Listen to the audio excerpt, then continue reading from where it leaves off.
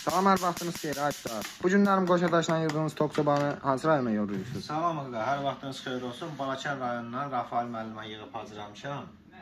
Qoşadaş ondan ötərdi ki, Balakən zonasında arı yeşiklərini qorumaq üçün aylardan. O zonada ümumiyyətlə ay vardı, gəlib arı yeşiklərini dağıdır, nə bilim uçurdur. Ona görə də müəllim belə bir aparat sifariş verdi, mən də yığıb hazırlamışam. Müəllim özdə ona görə qoşadı, yenə vurğulayım onu. Ona görə qoşadaşı yığdırıq ki, 2 gündən bir, 3 gündən bir arılı yeşiklərin yanına gedir də. Məsələn, maşının üçün bir daşı bir də bu qaydada çıxardacaq.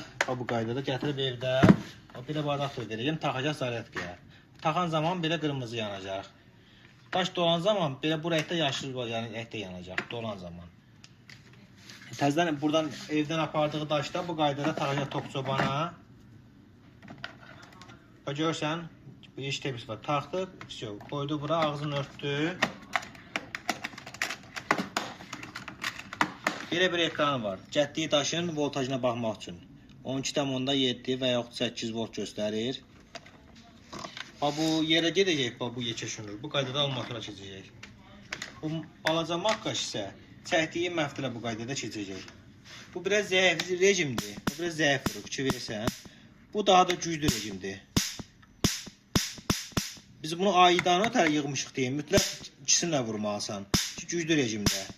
Bu da yağışlı havalarda 0-da qalır, quru havalarda 1-də qalır. Tam olaraq hazırdır Rafael müəllim. İnşallah sabah yola salacağım gəlsin. Xeyirli uğurlu olsun.